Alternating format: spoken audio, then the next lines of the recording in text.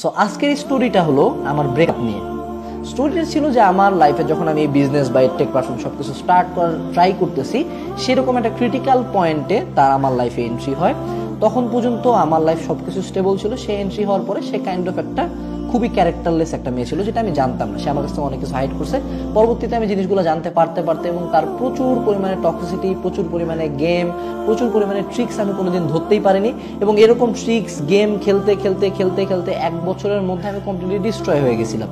আমি literally clinical ডিপ্রেশনে চলে গেছিলাম এবং মাঝে আমার বিজনেস কমপ্লিটলি ছাড়ে দিয়েছিলাম, জিম ছাড়ে দিয়েছিলাম, পড়াশোনা ছাড়ে দিয়েছিলাম। ওভারঅল আমার লাইফে প্রচুর ড্রপ হয়েছে এবং that was a very very bad experience. But একটা কথা উল্লেখ করতে চাই, আমি তাকে অনেক বেশি ভালোবাসছিলাম এবং এত বেশি আমি কাউকে আদৌ নেক্সটে ভালোবাসতে পারবো কিনা আমি জানি না, বাট আমি তাকে অনেক বেশি ভালোবাসছিলাম। সো জিনিসটা আসলে ক্যাজুয়াল ছিল না, জিনিসটা অনেক সিরিয়াস ছিল আমার ক্ষেত্রে। তার ক্ষেত্রে কি ছিল আমি জানি না।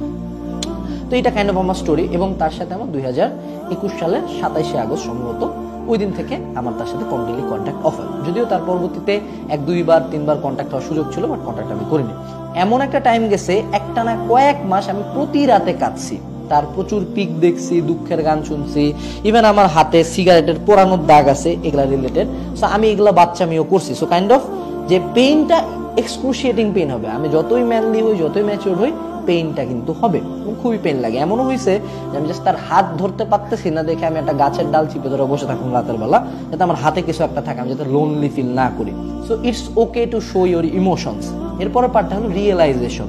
রিয়েলাইজেশনটা কি? যে সে আমার লাইফে আর নাই, সে আমার লাইফে আর ব্যাক আসবে না, এই রিয়েলাইজেশনটা। কারণ একটা মানুষকে আমরা এতটা পরিমাণ ভালোবাসতাম যে তাকে ছাড়া আমরা লাইফটা কিন্তু কখনো কল্পনাও করি নাই।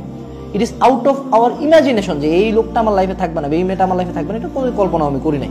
বাট এখন আমাকে এই রিয়ালিটিটা একসেপ্ট করতে হবে যে সে থাকবে না। এইটা আমি কিভাবে একসেপ্ট করলাম? আমার নানি মারা গেছিল 2021 সালের 3 অক্টোবর। আমার নানিকে আমি অসম্ভব ভালোবাসতাম, অসম্ভব, এবং তিনি আমার লাইফের সবচেয়ে কাছের একজন মানুষ ছিলেন।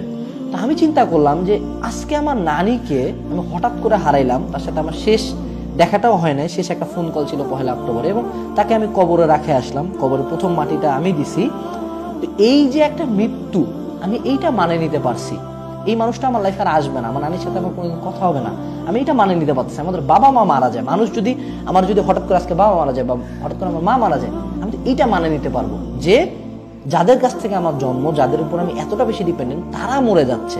সেইটা আমি মানে নিয়ে রিকভার করতে পারতেছি। এটা তো জাস্ট একটা লাভ অ্যান্ড রিলেশনশিপের একটা পার্সন, যার সাথে আমার হয়তোবা ফিজিক্যাল এবং ইমোশনাল এবং মেন্টাল নিড ছিল।